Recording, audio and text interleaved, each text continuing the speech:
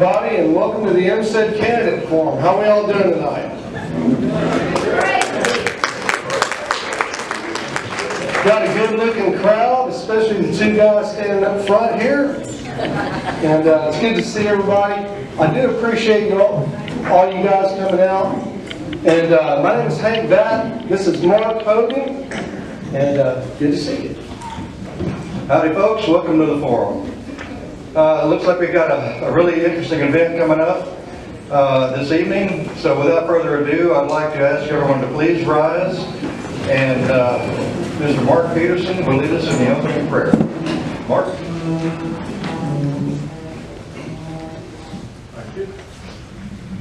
All right, let's pray.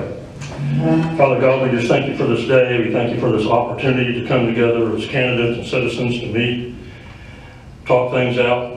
Father, we just thank you that we live in Texas and that we live in America. Thank you for your blessings. Bless this meeting and bless these people on the way home. In Jesus' name I pray. Amen. Amen. Thank you, Mark. Appreciate that. And now for the Pledge of Allegiance, we'll have Constable Kenneth Roddy Hagan lead us. Thank you. If you please remove your cover, and let's pledge. Say the pledge. I pledge allegiance to the flag of the United States of America and to the republic for which it stands, one nation, under God, indivisible, with liberty and justice for all. Now the Texas flag. Honor the Texas flag. I pledge allegiance to thee, Texas, one state, under God, one and indivisible. Thank you. Thank you, brother. All right, everybody, please be seated.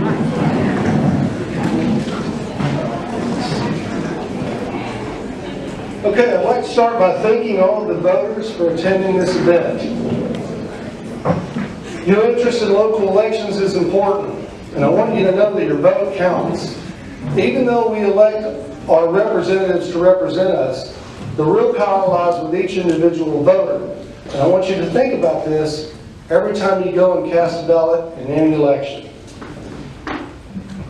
And we'd also like to thank our elected representatives that are in attendance tonight. If you are an elected representative, would you please rise? Thank you for serving your community.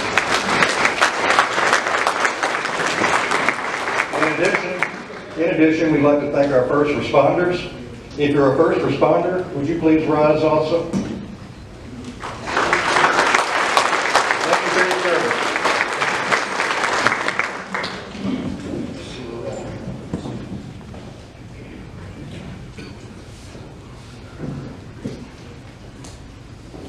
Okay, we've got a keynote speaker this evening, and I know he's around here somewhere.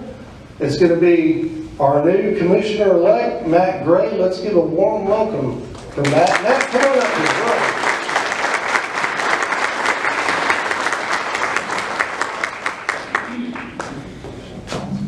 Thank you, Hank. So 12 years ago. I've been waiting all day to say that. So if you've been to any of my speeches, you know I like to start off with something fun and tie it in. So actually, on this date in 1775, 7 years ago, started the armed conflict between the 13 colonies and the Kingdom of Great Britain. So most of you are aware, or should be aware, how that ended in the independence of this country.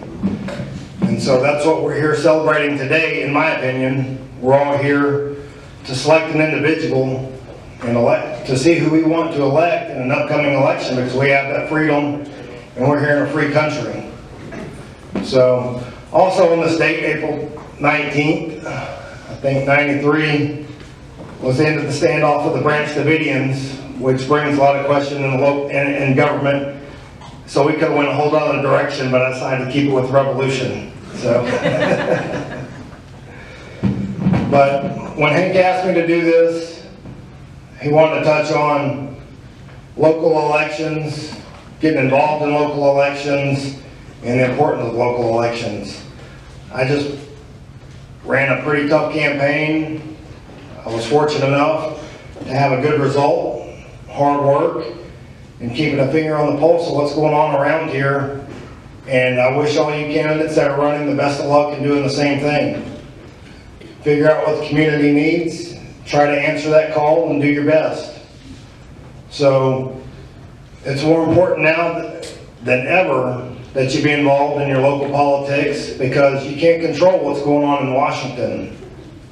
You can't control what those folks are doing at those high levels, but what you can control and what you can voice your opinion on and be heard is what's happening right here in your community with your children. I said this during my campaign and through my election. We've taken advantage of and for granted, not advantage, but taken for granted for years. We've lived in a very conservative community. And we still live in a conservative community, but you all watch the news and hear the news and see what comes across your phone just like I do. Things are changing and things are changing fast. And it's very discomforting, very nerve-wracking, especially if you have small children, to see what's going on. So be vigilant, pay attention, and heed the call. We've almost got a packed house. I got to tell you, I was impressed when I stepped in and seen all the people here tonight. You know, the next time we have one of these, bring a couple more people. Grab your neighbors, grab your cousins, bring grandma, bring mom, bring dad. Get everybody involved and let's pay attention. Hold me accountable when I step in office. That's what's required. We need to hold people in elected positions accountable as possible. This is our tax money that is being used by these elected officials. So with that being said, candidates, thank you for stepping up and heeding the call. I know you're running through the gauntlet. We're ready to see it tonight and hear what you have to say. And thank you everybody for coming out. God bless you.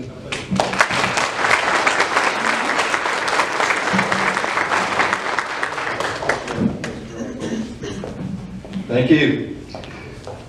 Well, before we get into the main event, I'd like to go over a few protocols for the procedures we're going to follow. Candidates, you're each going to have 2 minutes for your opening and 2 minutes for your closing remarks. And please, no opponent bashing, no accusations. Each candidate will get equal time to speak. The Q&A session will be conducted in groups according to position number.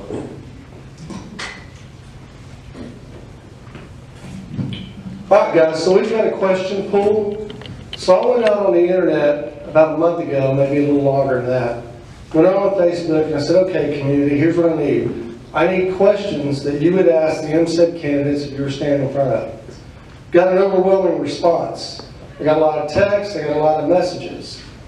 So I got together a committee consisting of Rowdy Hayden, Howard Reinwald, Jason Dunn, and myself. We took all those questions, there were about 40, maybe a little more, went through them, all the questions that were offensive or not relevant or repetitive. We tossed those out and we came up with a really good question pool.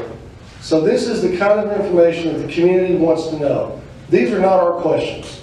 We didn't come up with them. We didn't even rewrite them. I pretty much put them down exactly as I got them. In cases where grammar was bad or something like that, I changed it out just to make it right. But yeah, these are questions that were submitted by the community. And I just want the community to know how much I appreciate the involvement that I've had since Jump Street on this thing. Since we podcasted the very first candidate. It's been great, and I appreciate you guys. Okay, so the rest of this is going to take place with Howard Reinwald and Jason Dunn. They're going to be the moderators for this forum. They're going to be calling the candidates by position number and handling this thing. And I'd like you to give these guys a warm welcome. They deserve it. They're both really forceful leaders in our community, and I'm just proud to have them here with me. So thanks, guys. Come on up.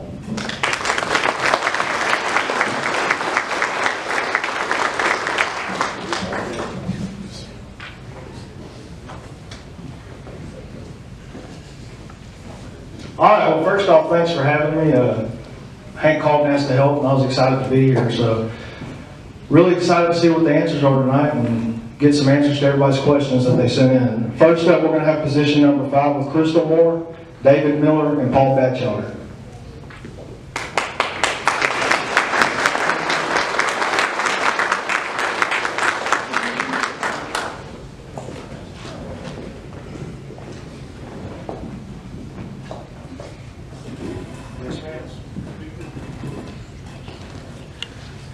Come on, David.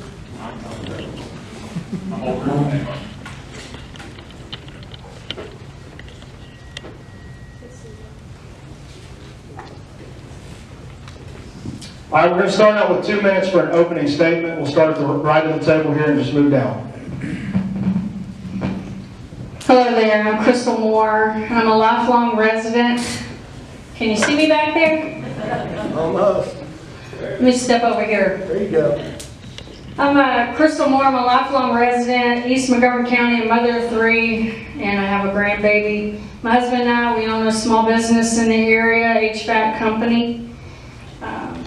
I've been with East Montgomery County Republican Women now 6 years. 3 of those was president, currently the vice president. I'm also a board member for Love Hills Youth, which provides mental health services for foster children and foster group homes.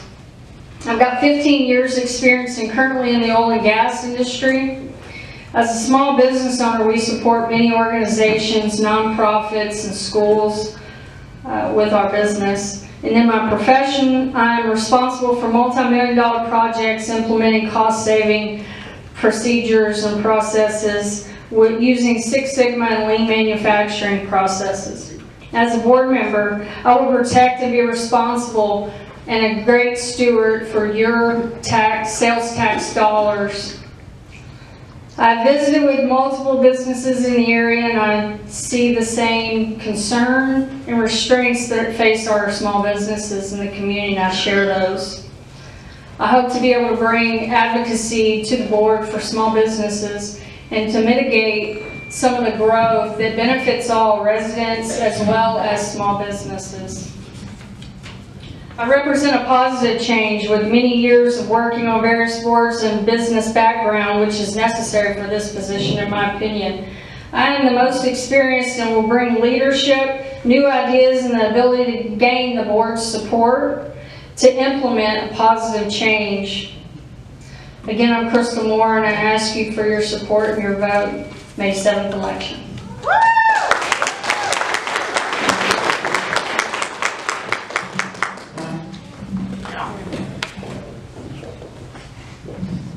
Good evening, everyone. I'm Paul Batchelder, also running for position 5. Just a little bit about me. I'm also a lifelong resident, grew up in Roman Forest. Been blessed to be able to work for the school district for the last 14 years.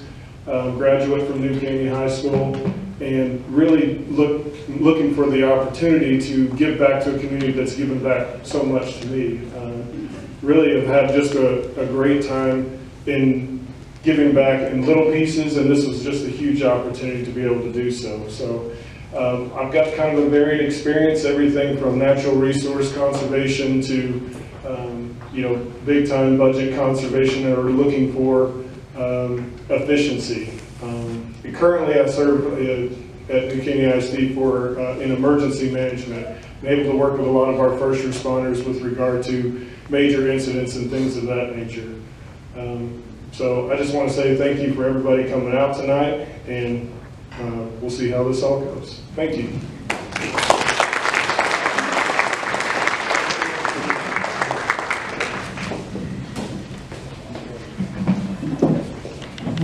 I would like to thank all of you for being here tonight.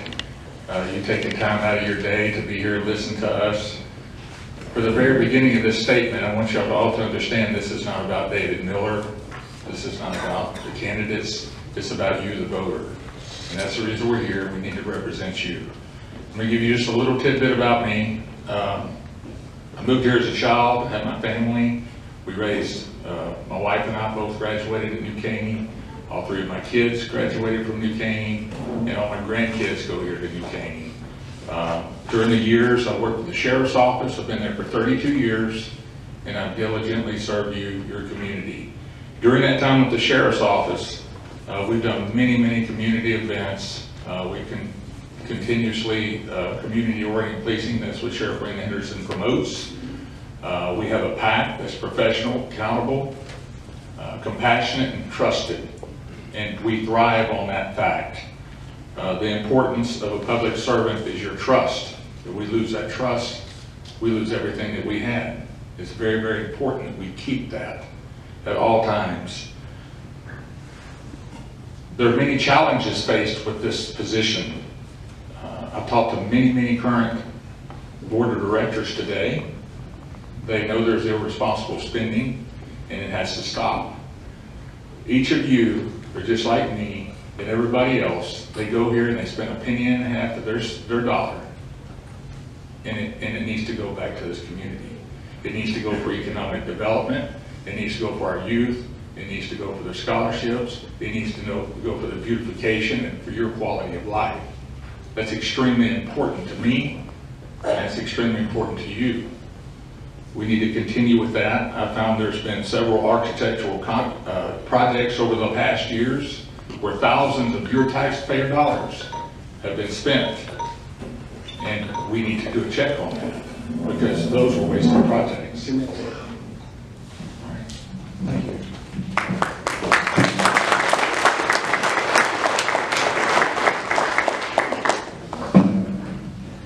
All right, we'll start with the first question here, and we'll go in the same order we just went in. So, the first question is, do you think we need to slow down on moving businesses to the area and allow the infrastructure to catch up with the growth?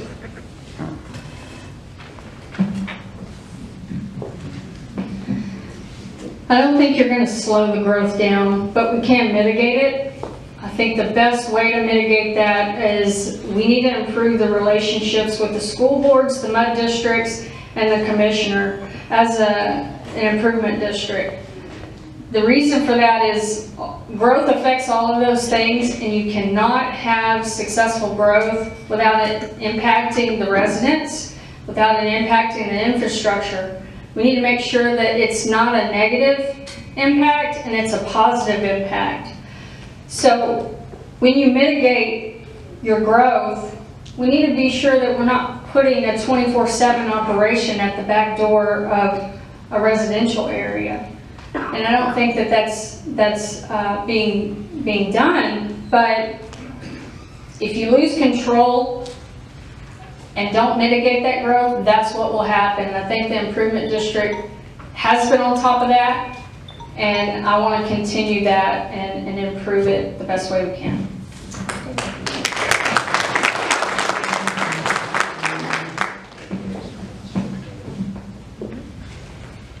So I think having a quality infrastructure in place to support growth is a huge piece of what we can do as an improvement district. If we make an assessment of where we are as a community and being able to support that growth and invest in that, then you're investing in the operations portion of keeping the growth going and supporting the growth.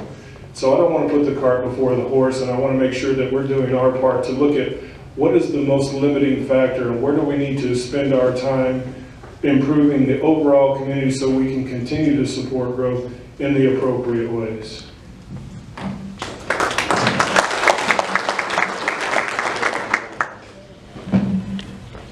I'll agree with both of those prior candidates. You're not going to stop the growth. East Montgomery County is a great place to live. Everybody here knows that. That's the reason we're all still here.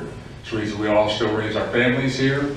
I don't think you're going to stop the growth, but anybody in here can tell me when you're sitting in traffic on 1485, on FM 2090, on FM 1314, and you're sitting there, you got to sit there and wonder, when does it stop? We're steadily bringing businesses in. We're not going to stop bringing businesses in, but I agree with Ms. Moore about it needs to be the quality of life. We're going to have to let infrastructure catch up. I think that EMCID should more concentrate on the US 59 corridor with the sewer systems, with the fiber optics, and with the water. We have a hotel just up the road. They have to put a galvanized tank because they don't have the sufficient water supply. So I definitely think we need to work on the infrastructure. The bylaws support this project, and work on the infrastructure and let that catch up before we do massive projects that are getting ahead and putting more traffic in. Work closely with TxDOT, maybe work on getting our flyovers taken care of for 99. Thank you.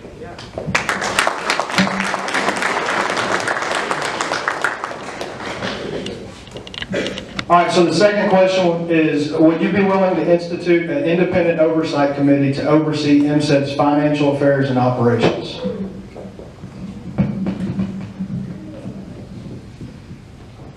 Well, I believe that there should be an external audit with any entity. But I don't think that we need to add more salaries to a staff just for the sake of saying that. So I wouldn't be for that at all. But I do believe we need to have external audits periodically, not when it's planned and prepared for, and that goes for any entity. But bringing on more staff, more pay, that's going to take out of the funding that from what we should be investing in the community, I'm not a fan of that. No.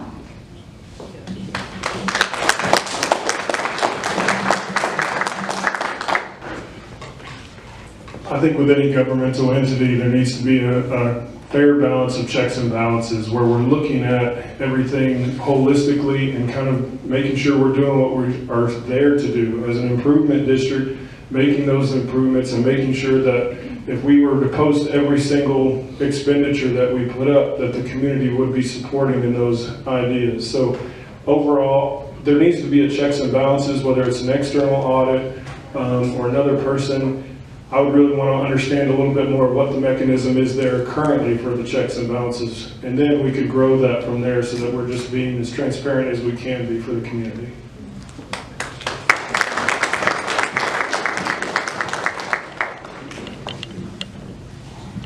I'm going to go out on a limb here. I'm going to say 1,000%. I totally agree with it. I'm going to go 1,000% and say if we get new board members in there, I'm going to suggest a forensic audit. I want to know what's going on. I want to know what's going on with our money. I want to know where it's went. I want to know where our debt is. I want to know how we're planning on paying it back before we develop new debt. And I want to know where that stands. So I'm 100% for their idea. Thank you.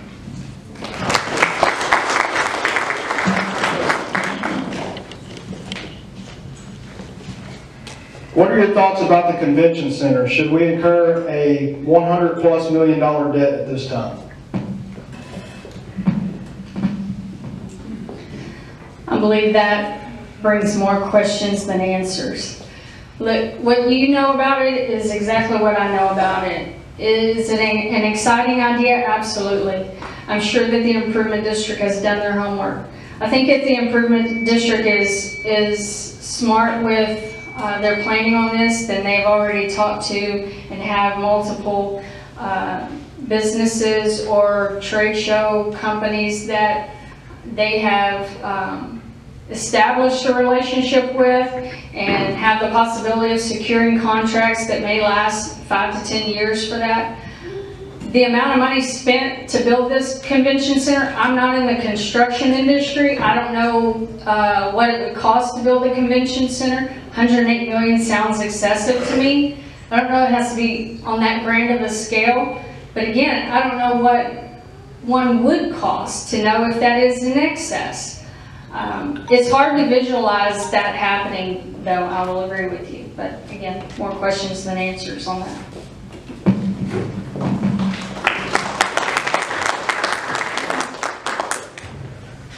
$108 million project's a big project. Is it too big, or is it right on the money for, you know, where we are with construction prices? We'd have to look at that as new board members and kind of really figure out if that's a project that's the right time. I come back to the infrastructure piece. Do we have all the pieces in place to support that level of convention center, that level of growth, that level of participation from all kinds of things? Because I'm from here like you guys, and I want to see us shine. So a project like that, if it's going to continue, you know, are we going to shine with everything that we have in place and that we have everything ready and supported? But as we find out more about it, that would just be where I would start. It's just trying to understand where it is and where it's going, and can we support it and shine as a community?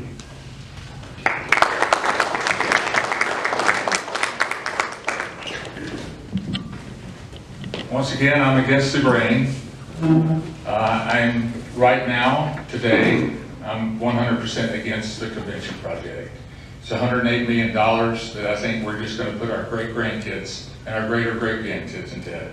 We haven't yet paid for the Earth Press project. We still owe over $7.5 million for that, if I'm not mistaken.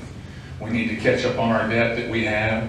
We're going to have to move forward and evaluate that as we go. Currently, as we speak, Conroe is better than probably 15% done with their convention center. They've already partnered with the Hyatt Regency.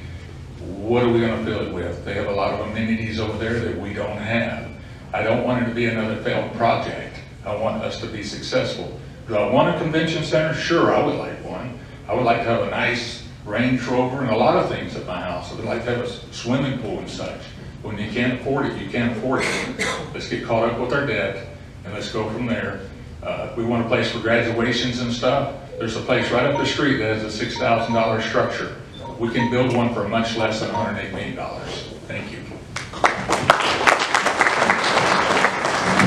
Okay, we're going to switch gears just a second. We have a couple more questions that there's a little context to, so I'll follow the sword and ask these questions. We're going to start with you though, David. Currently, there is $300,000 budgeted for travel between the CEO and board members who travel domestic and internationally, attending trade shows with the intent to lure businesses back to the area. Here's the question.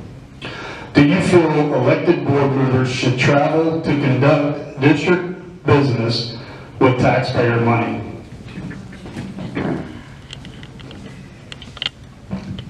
Well, I guess I'm on a roll. I'm against that also. It's not that we can't have a board member travel every now and then, but I think $3,000 or $300,000, I think it's more than $300,000 actually, about $340,000, $350,000. I think that's just excessive.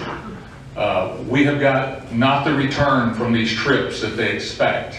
If you look at the cost impaired on what we've done with these trips, we have not brought that amount of business back for you, the voter, your taxpayer, not for your dollar, for your buck of what we're spending. We must take care of hometown businesses. We must take care of what we have right here. Let's take care of home. Let's make East Montgomery County ready again. The businesses will come. They're going to continue to come, no matter if we go on these trips or not. I hear a story, we went to Anaheim to bring a business back that was in Houston. I see a problem with that. What is wrong with our advertising and such? They're home. Thank you.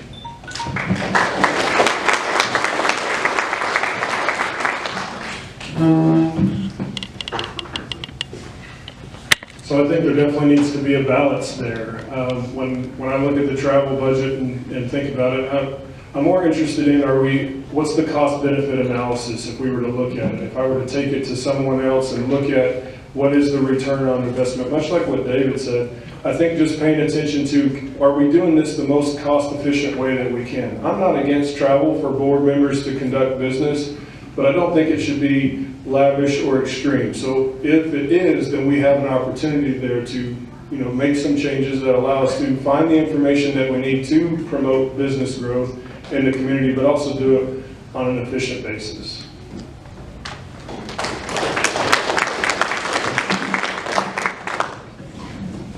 You can always improve a budget, and I think there is room for improvement in that area. But I do believe that trade shows are beneficial. I think they need to be strategically targeted, but I do believe you need to have the right personnel representing your entity and your community at those trade shows. If you don't have a business background, aren't familiar with sales, or in that industry that you're trying to cater, you need to have someone else be representing you. I've attended multiple trade shows over the years, some with budgets of $200,000 per trade show. But the return on that's millions of dollars in sales.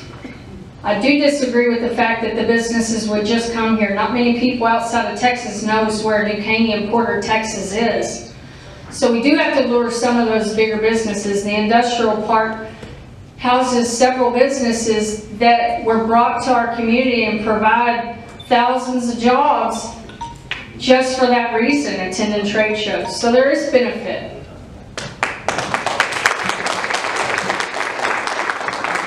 Okay, this is going to be the last question. We're going to start with you, Pat. Twice a year, the East Montgomery County Improvement District accepts funding requests for community development grants from nonprofits and city and county government. Do you think it is a conflict of interest for any board member to own interest in a business that has received either a grant or a loan from EMCID? Do you think it's a conflict?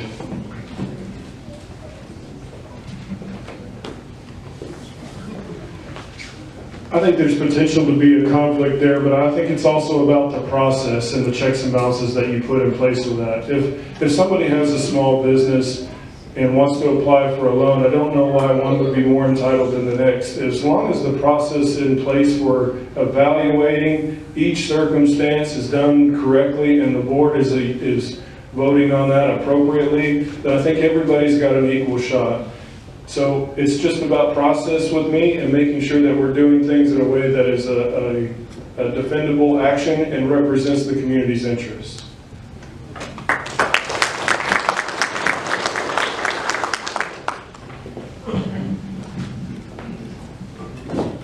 As a small business owner, if I was elected to the board, I would never apply for any of those just to avoid the conflict. So I am opposed to it, but I do think that with proper checks and balances and utilizing the checks and balances externally as well as internally within the improvement district, you can be fair about that. But as a board member, you shouldn't have to be told you can't or shouldn't apply for those things. You just shouldn't. It just should be ethically, morally responsible of you not to. My opinion.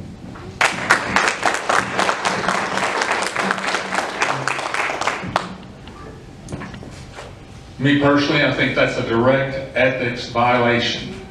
I don't think it should be permitted, and I think if you find somebody that's doing that, I think they should probably be censored or removed from the board. That's my personal opinion. I'm going to stick with that.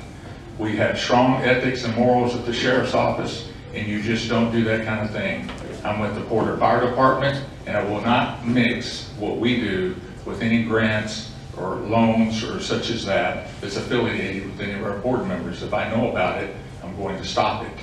That's a direct ethics violation. I do not agree with it. Do small business loans and grants, are they great? 100% they're great. Entertain them. Entertain that they're good for the 158-mile square district, and let it go.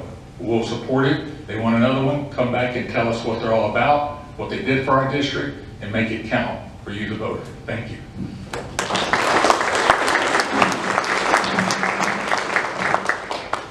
I'm not going to mix it up just because Judge Dunn did, but we'll start here and keep going how I had it going. Closing statements.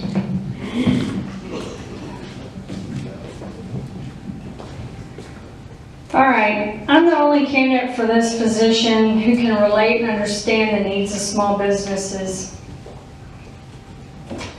I'm also the only one who has met with some of the staff and every board member with the improvement district to determine where do they see there needs to be strengths, changes, what are their ideas, and give them my ideas just to see how receptive they were. And it was really impressive that they were really receptive. The improvement district isn't bucking the change. They're embracing it. They're willing to grab hold of it and move forward, which was exciting and exhilarating to me because I want to bring a positive change to that. I want to bring beautification to this community that we don't have. These older neighborhoods, they need that. They need enhancements. They don't have a POA to help pay for those things. Improvement District can help with those areas. We need to improve family facilities for all families to enjoy recreationally, indoors, outdoors, without having to pay a membership or pay to go attend. The Improvement District can help with those things. We need to improve the transparency within the Improvement District to bring some ease and some education to the public and to small businesses, just so they know exactly what the Improvement District can do for them. Too many people don't even know what it means, and they think it affects your property taxes. It does not. So I want to be a good steward of your sales tax dollars, but I also want to push for educating the public to what benefits are out there and be a vessel, fill that gap between the small businesses and the Improvement District, and help every small business grow and prosper. If we do proper networking within the improvement district that can handle those things, we can help every small business grow and prosper.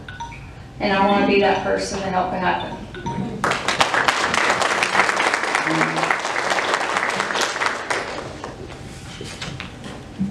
My background is education. My first year of teaching, I was Teacher of the Year for the district out of all secondary teachers. When I come into the next position in the district, never even knew what energy management was, but was able to lead a team that reduced the utility budget by 20% for 10 years running. And currently I serve in the emergency management world and able to do some great things with our first responders and community, not just here in this community, but also at the state level, teaching federal level classes. I say all that to say, when I put my mind to it and I apply myself, I usually excel quite well. So if you are interested in the education mind coming in and serving on the board, then I feel like I'm your best candidate for it. Thank you for your time.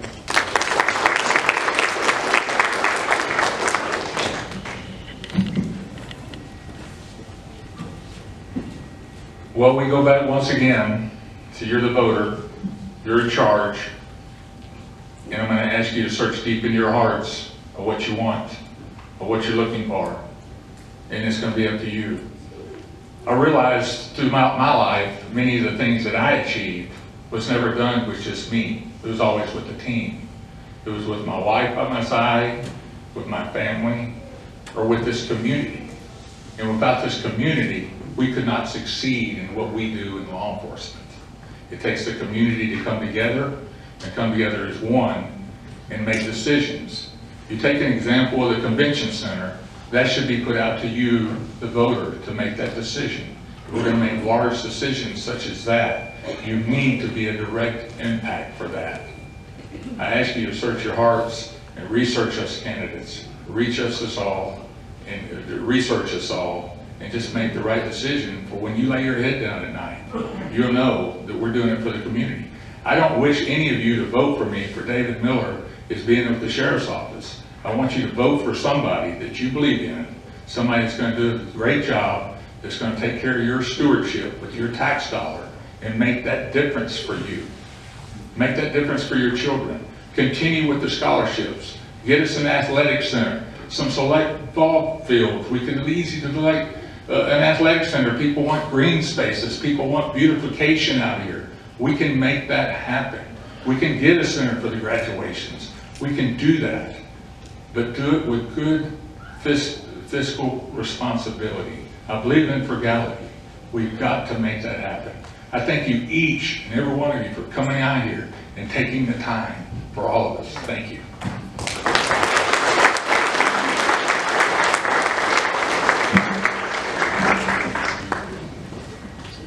That's it. Y'all can calm down and take your seats.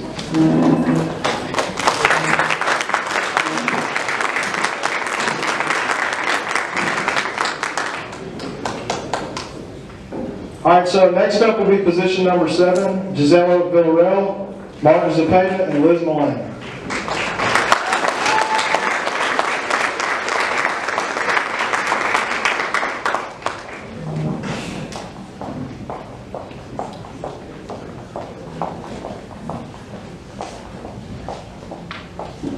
Martin, you got right in the middle.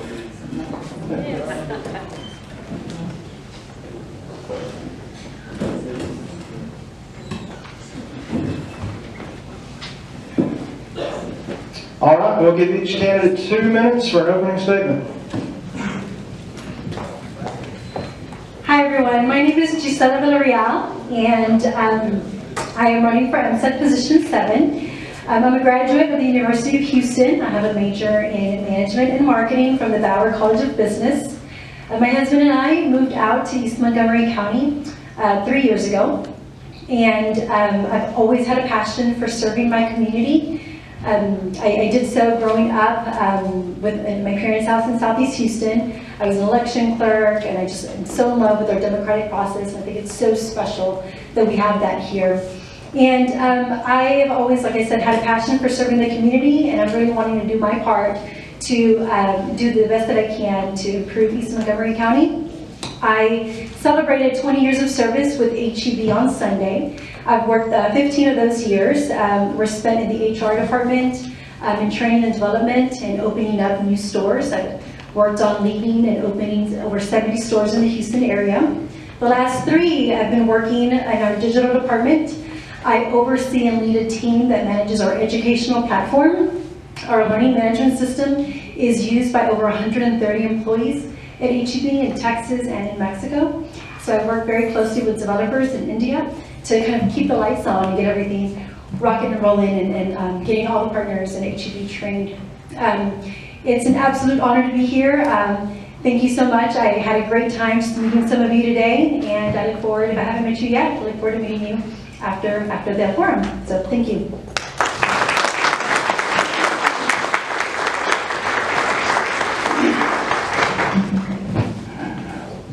All right, my name's Martin Cepeda. I hope my voice holds up. I'm running for this election for the EMC board re-elected for position 7. I'm running again to continue serving our community in a way that helps it grow and improve while maintaining our small town values. I've lived out here 51 years, my wife and I. We moved out here in 1971, and when we came out here, we didn't know if we were going to stay or not, but we looked around and met a few people, and we decided that this is where we were going to live and make our homestead here. And right away, we started looking for ways to get involved with our community. First of all, we picked out a church where we wanted to go worship, and we just started getting involved in things, different organizations in our community. And I stay involved. I've been involved with several community activities out here for years. And before EMCID, I was involved. And I'll stay involved. That's the way I am. That's the way I am.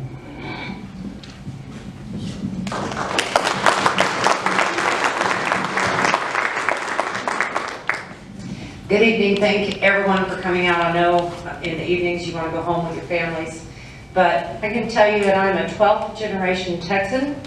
My family stems back to the Texas Old 300 with the land grants from Stephen F. Austin. I have 25 years of financial experience with Cargo Airlines, being a payroll manager, performing audits over a $2 billion payroll, implementing new systems, and airline mergers, several of them back in the day when the headquarters moved from LA to Houston.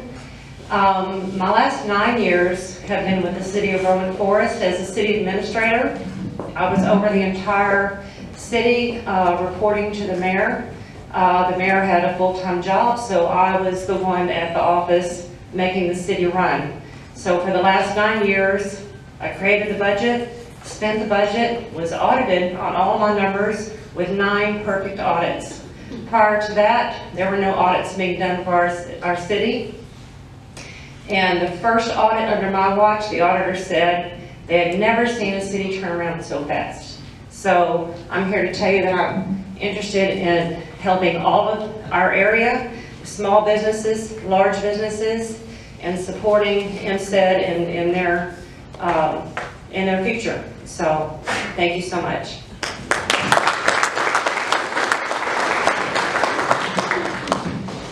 Okay, the first question, we're going to start with Gisela. Please describe exactly what you believe the role and responsibilities of an EMCID board member to be. Thank you, Jason. First and foremost, I believe that the duties of the board is to provide a mission and a vision for the organization for EMCID. They should also provide a financial overview over EMCID's budget. They evaluate, monitor, and onboard a CEO. And I think one of the most important things is they act with ethical integrity, and that they are always working with that in mind. And also to create a plan strategic plan for the area for East Montgomery County and stick with it.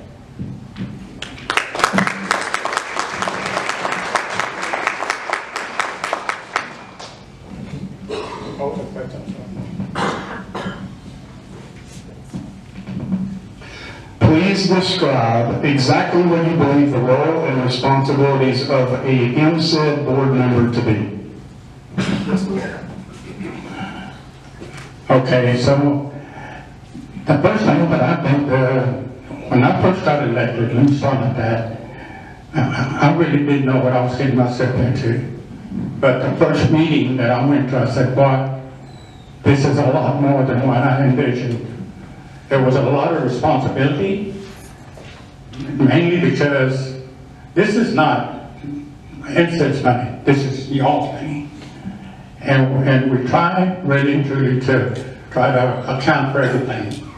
There's some mistakes that have been made, but who hasn't made mistakes? You know, you don't dwell on your mistakes the way I look at it. You acknowledge them, hoping to learn something off of them, and you move forward, you know.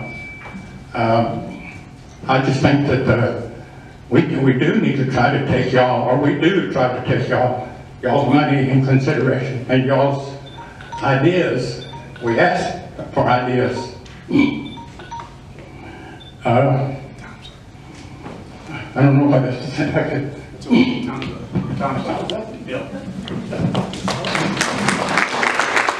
All right, Ms. Lane, you need me to repeat the question? No, sir. Thank you. Okay, thank you. The board has a huge responsibility. I can say, as working for a city administrator, reporting to 5 councilmen and a mayor, oftentimes I would email them, and it is their responsibility to understand all the documents, everything that is going to be discussed at that board meeting. It is their responsibility to ask the president questions. It is their responsibility to assist the president in seeking out businesses and bringing positive change to our area. And it is their responsibility to make sure everyone is communicating with all of the organizations in the area. So the board member has a very huge responsibility. As it was said, it is your tax dollars, your sales tax being spent. And I will do my best to make sure it's spent in the very best way. Thank you.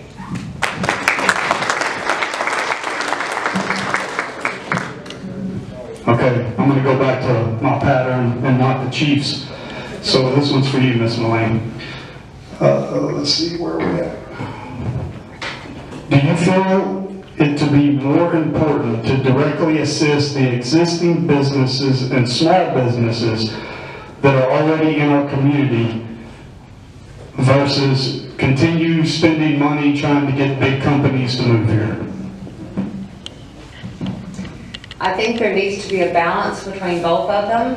I think that the small businesses that are here need assistance in staying competitive, but I also think that bringing larger companies into our area is going to provide good jobs for our youth that are graduating, that are going to college. Maybe they can come back here and work and have a good job instead of having to go downtown Houston. The small businesses that are here, if they need assistance being competitive, if they need assistance refacing the front of their building, that's there for them.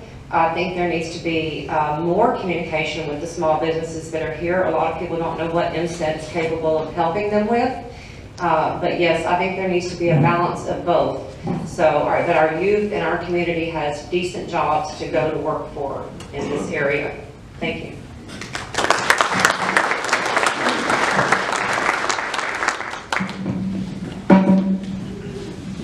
I agree with that. There needs to be a balance of new businesses and existing businesses.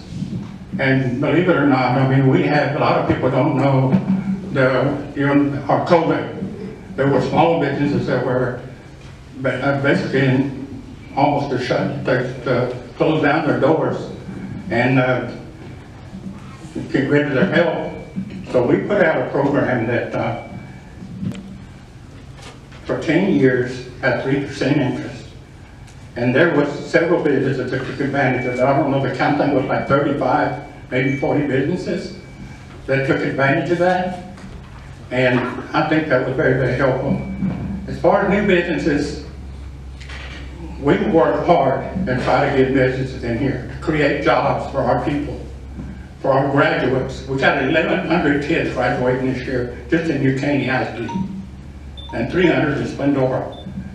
Where are they going to go? If they don't decide to go to college with these scholarship programs that EMCID has implemented, they're going to go to work, and we support them either way. They're keeping the clock, not me. Same question. Thank you. I think there needs to be a fine balance, right? We need to continue to remain competitive to get new businesses out to East Montgomery County, but we also need to make sure that we support the cornerstone of our community, right? So our small businesses are the heart and soul of East Montgomery County, and we need to continue to support them in whatever way we can. Thank you.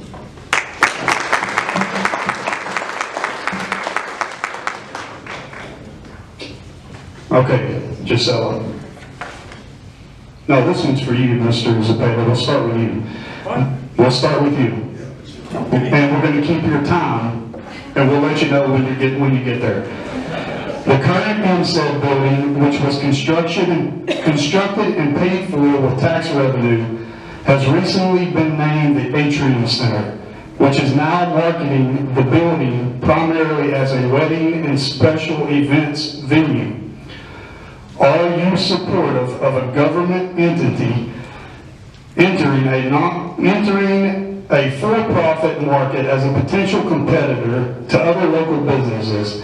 And should EMCID be involved in the entertainment business? Well, I'm not quite sure what it'd be by entertainment, but we don't get up and dance and learn nobody. But there was a decision made that the EMCID building needed, I mean, it's been there, what, 20-some years? You know, it needed improvements. So why not take that money and turn it into where you could make a little money off of it? I don't know what their charges are. I think they're like $8,000 for a wedding. But if you're a resident of our district, you only pay 50% of that. So that's a big break. As far as the money that was spent to improve it, it needed it. It was either tear it down or fix it, or, you know, I mean, who's going to want to tear down, especially a building in that location, which is prime.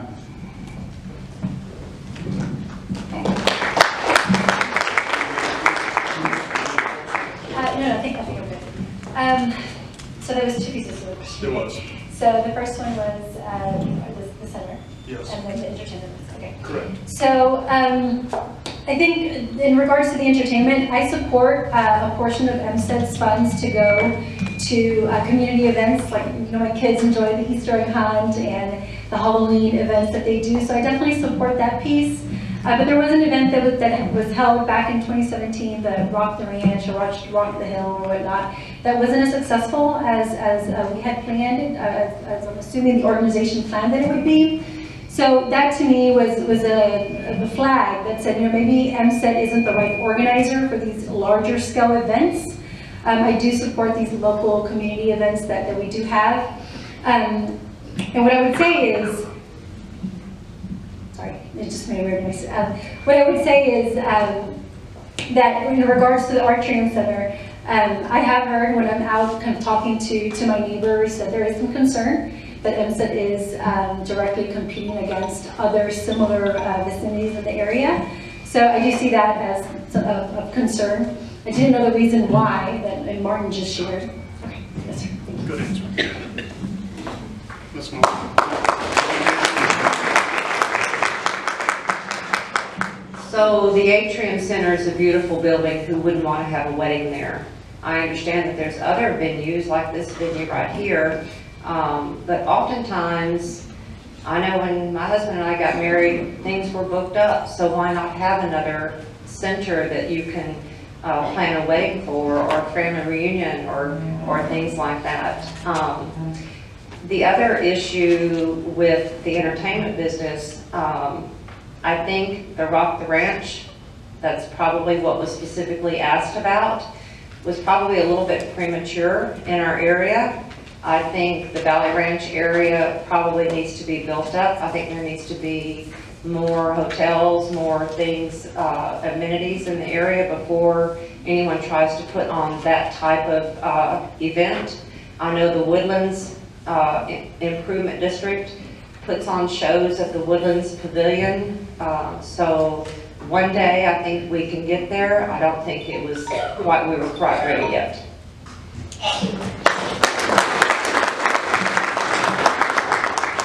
Okay, this will be the last question. Would you be willing to institute/support an independent oversight committee to oversee EMCID's financial affairs and operations? Gisela? I think that's one of the main roles of the board, is to provide financial oversight for EMCID. I don't have a problem with any committee or organization asking for that information, simply because no government entity should worry about it. These are our tax dollars. We deserve to know where it is that the money is going to.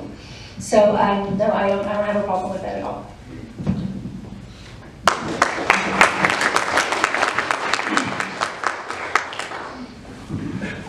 Well, I don't have a problem with that either, but there's a lot of things that a lot of people don't understand actually what EMCID does and where the money goes. It goes to very, very good uses. We try to cover the community in general, especially our fair association, our sports association. We support them 100%. Our veterans are very, very important on my book, because I am a veteran. The scholarships, this year alone we have, like I said earlier, 1,100 kids graduating from New Caney ISD, 300 from Splendora. Each one of them is eligible for $1,600 scholarship. You multiply that, 1,400 kids by 1,600, that's $2,240,000 that EMCID would have to make. I'm sorry.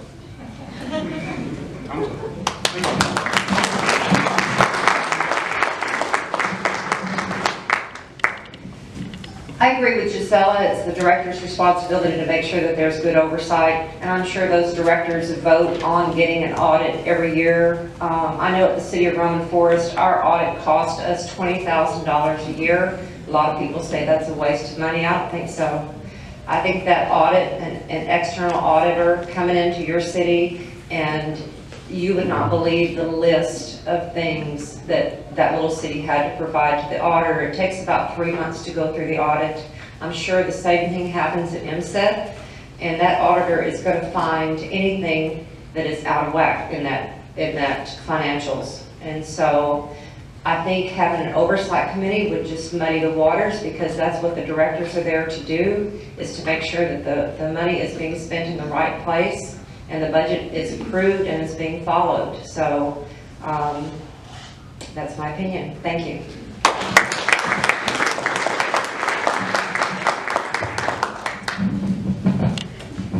Okay, we'll go ahead and do the closing statements. We'll start with Ms. Mullane. We could ask a lot more questions. We have a lot more, but I don't think everyone wants to be here until 10 o'clock. So go ahead, Ms. Mullane. 2 minutes, Martin. So as I said earlier, I'm a 12th generation Texas. I've been in East Montgomery County for 50 plus years. I've got 34 years of strong financial background with an airline and with the City of Roman Forest. I've been asked by both of my employers to stay multiple times after turning in my resignation. I stayed with Continental twice. I stayed with the city once, and finally was able to retire. I have the time now to put forth and volunteer. This position is not a paid position. When I left Continental, I started volunteering for the city, didn't expect anything, and got roped into a full-time job. But, so I can't retire and sit down and do nothing. I'm not that kind of person. I've got to be active. I've got to have something going on.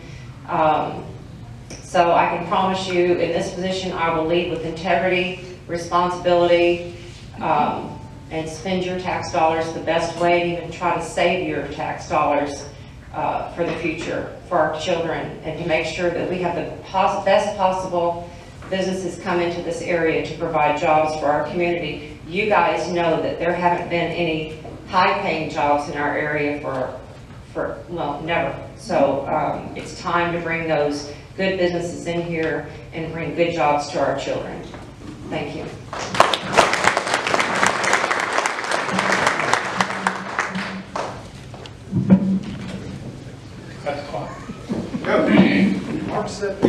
Once again, I'm so proud to be a resident of East Montgomery County. I ran 2 successful businesses in here for 40 years and employed several people. I'm super involved with it. I just can't name the organizations. I belong to 18 organizations right now, from the Knights of Columbus to the American Legion, to the VFW, to the Fair Association. East Montgomery County, this is not just a position for me. It's just part of who I am. And I would appreciate y'all vote, and I appreciate every one of y'all that showed up tonight.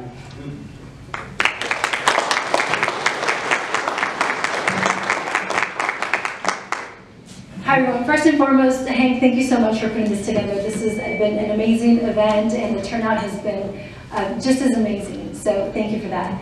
As I mentioned earlier, my name is Gisela Villarreal, and you know, I was not born and raised in East Montgomery County, but I can promise you that I got here as fast as I could. I've got 20 years experience working at EMCID, which is a great Texas company. I've been there for 20 years because it just can't let me go. And I will tell you this, I'm running on 5 pillars, and they're listed on my push cards, so make sure that you grab one before you leave. I really want to help grow our future here in East Montgomery County. Integrity and transparency is one of the pillars that I stand by. It's something that I do at work every single day, and I continue to do that throughout life. Fiscal responsibility, I think it's important. It's a big hot topic tonight, and I think that you know, being transparent, especially with the fiscal responsibility, is a big pillar for me. A citizen advocate, so an advocate for organizations and also a small business ally as well. You know, I think EMCID should be in the position to make East Montgomery County a marketable area for businesses to come naturally here. And you know, I'm ready to get to work, and I thank you for your time, and it's an absolute pleasure to be here. Thank you.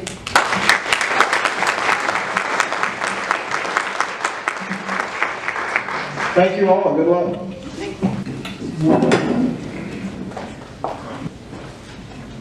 All right, fellas, same drill, 2 minutes. Watch her so I'm not the bad guy, right behind Scott there. Good afternoon, everyone, and I want to thank each and every one of y'all for showing up this afternoon to this forum to find out who the candidates are and what they're for. I came to East Montgomery County in 1978.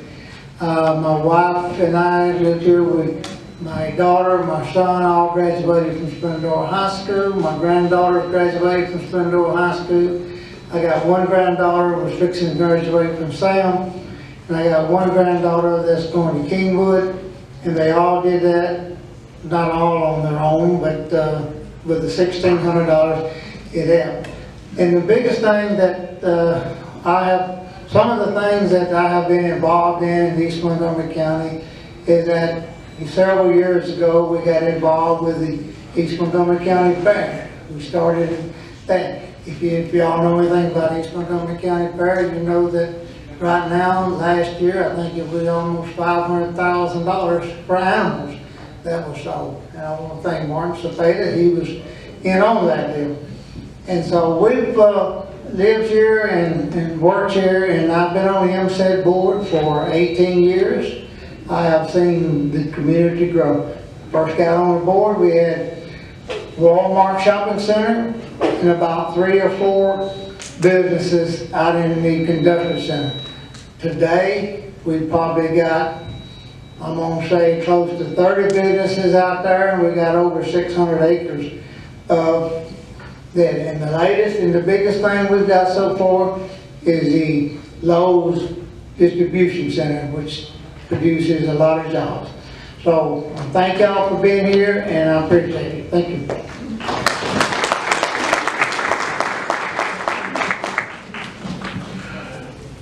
As everybody else said, and thank you all for being out here tonight. It says a lot about you taking your time out of your schedules to come out here and learn a little bit about us. For those that don't know me, I'm Willie Kendrick, and I run for position 8.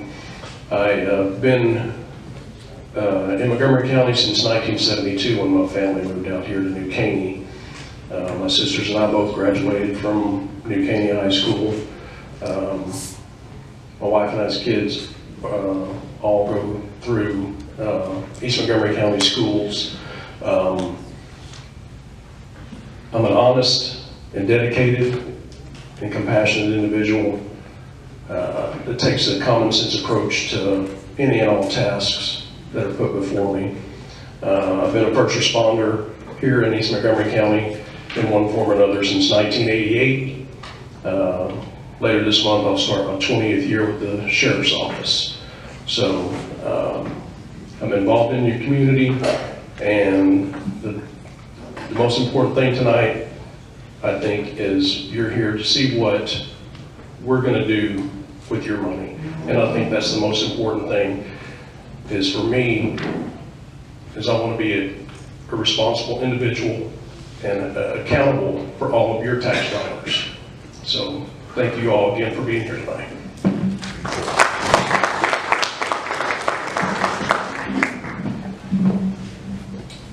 All right, Mr. Rogers, we'll start with you first. How do you feel about bonuses for employees, and what would constitute a bonus in your opinion?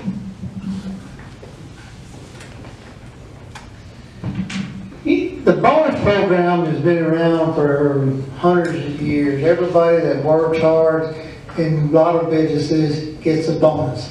In the bonus program at East Montgomery County, if a person works hard, does his job, and comes up with the responsibility of what is provided for him to do with the board, I don't have a problem with bonuses. And I think bonuses is great. It's a great incentive. It also brings people that you can get to come to work for your organization if you provide bonuses and incentives for them. So I think bonuses is a great deal.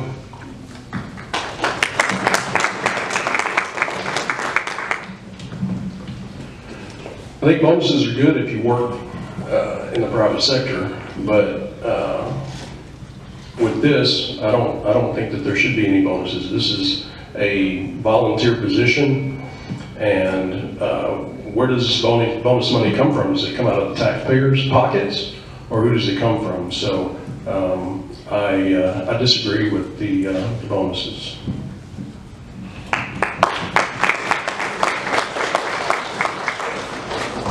To clarify on the question, it's bonuses for employees, not board members.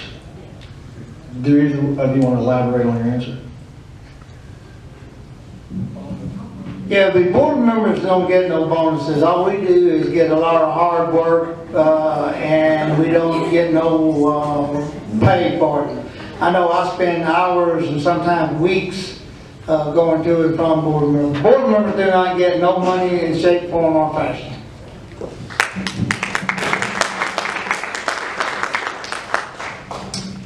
This is not my question. Are you aware of any existing agreements between EMCID and local fire departments? If so, do you know why they exist? I guess I could have done that for you. Yeah, How would you know good and well there's been all kinds of stuff going around? I absolutely positively have no disagreements with the fire department in any way, shape, form, or fashion. The reason for that is the fire department to me is one of the most important things, along with the police department. Without a fire department, you can't survive in this world. If we had a disagreement with it, then we wouldn't have helped New Caney Fire Department with the fire trucks that we have now, the ladder trucks.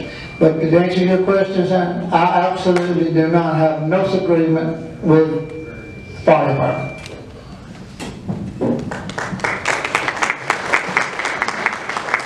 My understanding is the board does, EMCID does have agreements with some of the local fire departments and provide funding for them, whether that be for, like Leonard said, fire trucks and things of that nature. I think EMCID needs to do a better job as well with the law enforcement community and all first responders, EMS as well.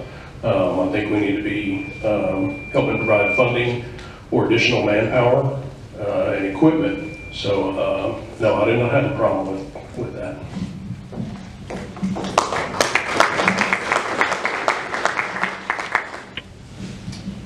We'll start with you this time, Willie.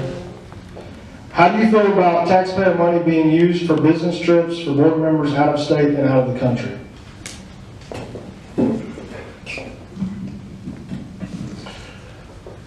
I understand there needs to be a certain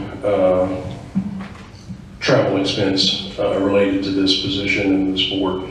I think currently it's a little excessive, but I think if used in the correct manner, that if it's coming back to us in the long run, I think it's okay. But I think we need to scale it back a little bit.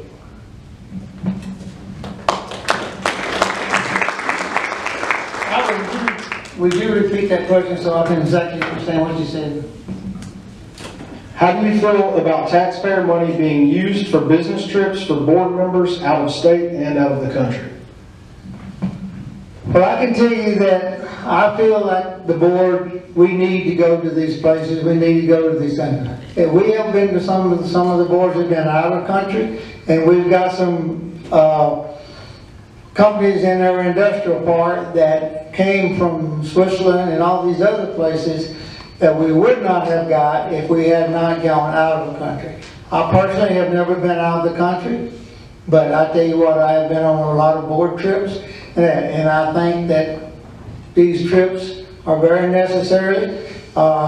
Maybe sometimes you could scale back on some of the trips that you may not have to take, but the actual board trips out of country and out of state, I think they are worth every dime that the taxpayer dollar has to spend to bring businesses to our community to produce jobs, more tax money for the school districts. And most of these companies, you don't get sale tax dollars, you get property tax dollars.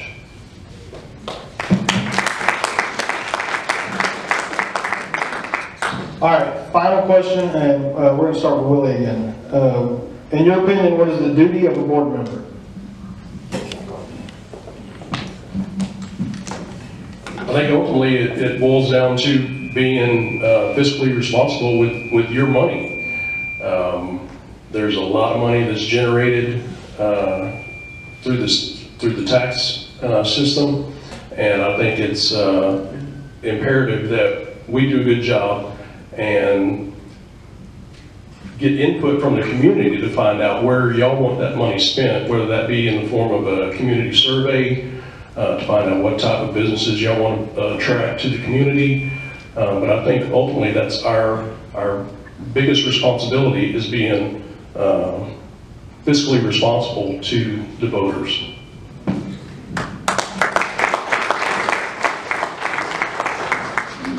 I've been a board member for 18 years on East Montgomery County Improvement District Board. When I first got on that board, I absolutely positively didn't even know what EMCID stood for, much less being the deal.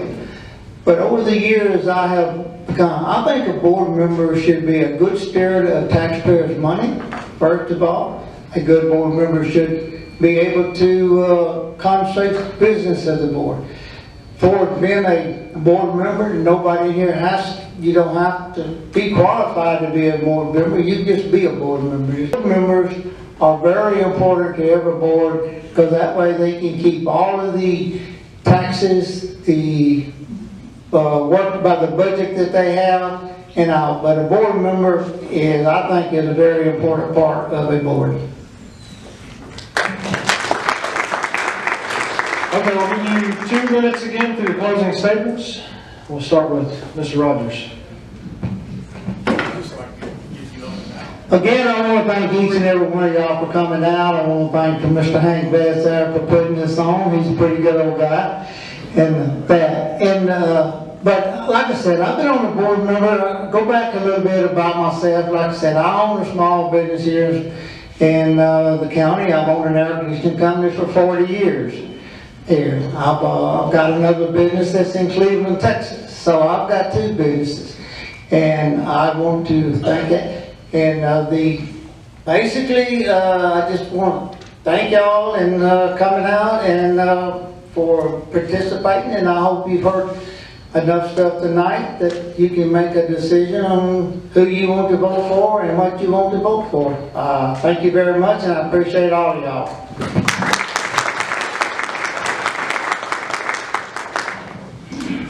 Again, thank all y'all for coming out again tonight. Again, thank you, Hank, for putting this event on, for giving everybody out there a chance to come up here and get to hear us and make an educated guess and make your vote count.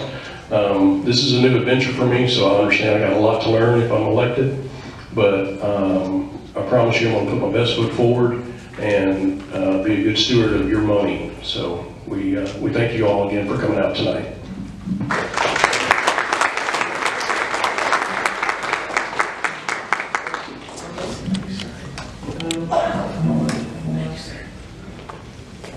All right, guys, I just want to say thanks.